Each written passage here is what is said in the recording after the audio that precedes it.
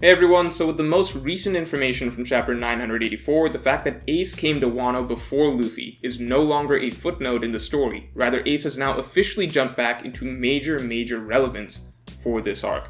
And I think that not only was his time in Wano much more significant than it initially sounded, I think that specifically, he actually was forced into becoming a member of the Beast Pirates, temporarily.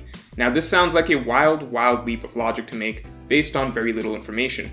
But I think there is actually a very good chance that this is the storyline that is about to be revealed. So, to start with, early in the chapter as Yamato fights Luffy, she comments on how Luffy is so similar to the person that she fought with before.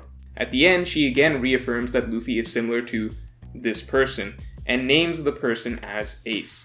I think it's pretty clear that she's talking about the same person in both scenarios, meaning that Yamato and Ace fought before.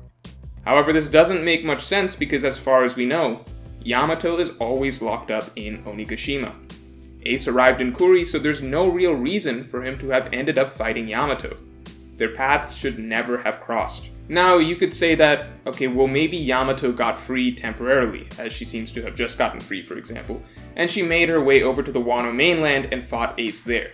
That doesn't seem quite right to me, as it is made clear that it is very difficult to get in or out from Onigashima, and if she's anything like Oden, she wouldn't have been able to accomplish this with minimal sailing experience.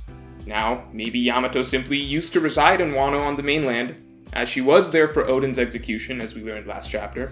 However, the implication I got was that only after Oden's execution did Yamato regularly start trying to run away, as Oden's death was what inspired her, which would suggest that Kaito probably started locking her up after that. So in general, I would guess that if Ace and Yamato fought before, it's more likely it would have been on Onigashima, just as with Luffy right now. On top of that, if we take the Ace novels as canon, which I'm told that we are supposed to consider canon, Ace supposedly made it a goal to take down all the Yonko, similar to Luffy. And Ace definitely was even more rash about it than Luffy, as Luffy at least tends to accept some level of tact when it comes to Yonko hunting. You know, he's vaguely open to waiting for a plan before going after Kaito, or going along with stealth missions for a bit before going after Big Mom. Although, of course, if Luffy is properly pissed off, he will take them on directly, no questions asked. But with Ace, we know that he was even more bold and just went straight after Whitebeard with the intent to take him down, even with just his small crew at the time. This is also confirmed in the Ace novels. As such, if Ace made his way into Wano, into Kaito's territory, I would bet that he did not hesitate to go straight after Kaito himself in Onigashima.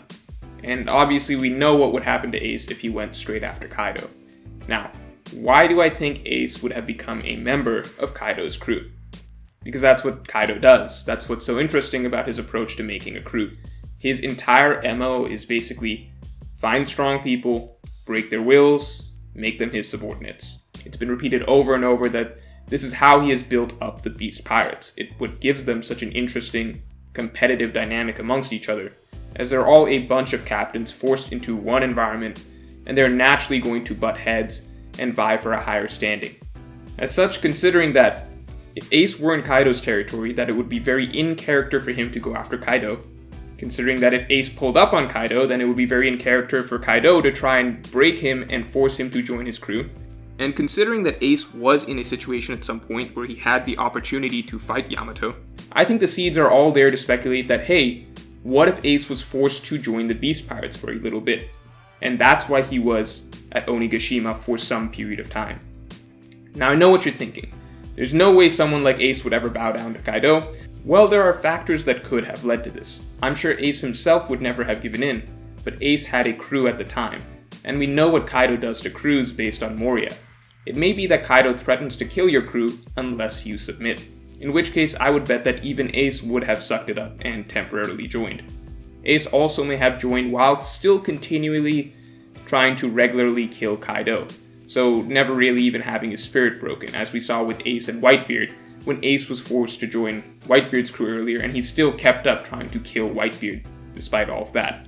Now, I should bring up that Ace does seem like a perfectly natural fit for Kaito's crew, simply because of his name. Now, don't get me wrong, I'm not saying that Kaito was like, you know what, I have a guy named King, a guy named Queen, and a guy named Jack, I really need someone named Ace to really perfectly round out this group.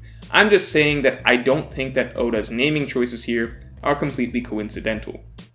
Kaito's crew is all named off of cards, and the one member you would expect a card-based crew to have, like it just seems almost natural if you have characters named King, Queen, Jack, is an Ace as well.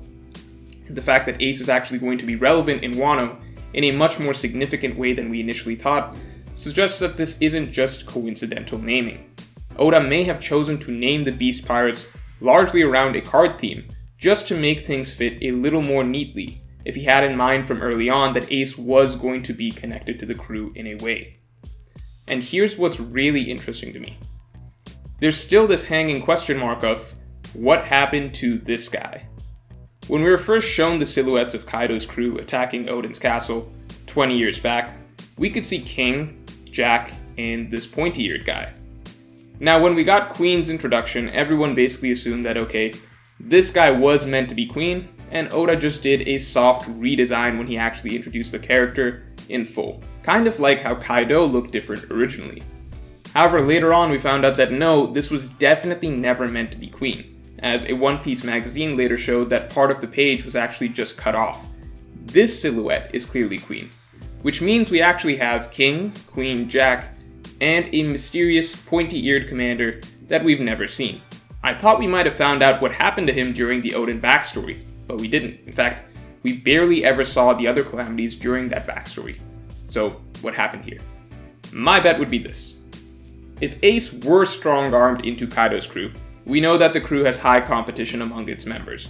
Maybe Ace challenged one of the calamities, maybe it was to take his spot, maybe the guy just pissed him off. I don't know, but I do think the fact that Ace was at Wano for a while, and this character who seems to have been a calamity has mysteriously disappeared at some point during the last 20 years, I would be willing to bet that Ace took him down, and very possibly that Ace did so during his stint as one of Kaito's own men. I would also bet on this guy having been basically, let's say, the 4th ranked commander of Kaito's crew.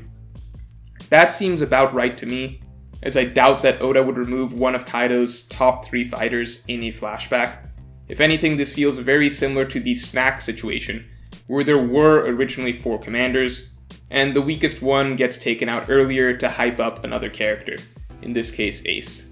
And that's also about where I would personally put Ace, at least Ace when he was younger. Like, I would personally put him not quite as strong as Marco, Jozu, or Vista, though I guess that's totally debatable, that's your own opinion. But I would say he was still in that general ballpark or something like that. Now, you might say, well, doesn't this seem a little weird and repetitive that Ace challenged Kaito and was forced to join his crew, the same way Ace challenged Whitebeard and was then forced to join his crew? Like, isn't that just a strange sort of repetition of events? Well, to me, that would be a really interesting chapter to add into Ace's story, as the point would be the contrast between Kaito's approach and Whitebeard's approach. It highlights the difference between how Kaito does things, finding strong individuals, breaking their wills, and forcing them to follow him, versus how Whitebeard never attempted to break Ace, but instead gradually won him over with unconditional love. And we saw that Ace ultimately did become a committed member of the Whitebeard Pirates, whereas he, of course, never did with the Beast Pirates. Right? So to me, giving us a sort of flashback of Ace's experiences in Wano with Kaito's crew in the past would give us more insight and understanding of Kaito and the way he thinks, as well as flesh out Ace's own story further. But more importantly, in general, bringing Ace back into relevance for the Wano arc should have some sort of meaning for Luffy's story today, and what Luffy has to do in the Wano arc. Because I'll be honest, when it was initially revealed that Ace had come to Wano before, and that Tama knew Ace, Luffy reminded her of Ace, etc., I actually didn't really like it, because to me it felt almost just like cheap fan service, basically invoking a beloved dead character for the sake of it, when it didn't seem to really mean anything for the current story at that point in time. But now it's clear that Ace's past experiences in Wano are going to matter in some way. First of all, regardless of whether or not Ace turns out to have been forced into Kaito's crew or not, I do like the fact that his story in Wano is going to matter, and that Luffy is likely to hear more about it soon. Because as my longtime viewers know, I believe this Onigashima raid will end in failure. I don't think Luffy and the crew will succeed here.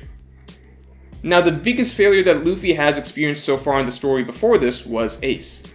As of right now, the memory of Ace for Luffy is the memory of his greatest failure.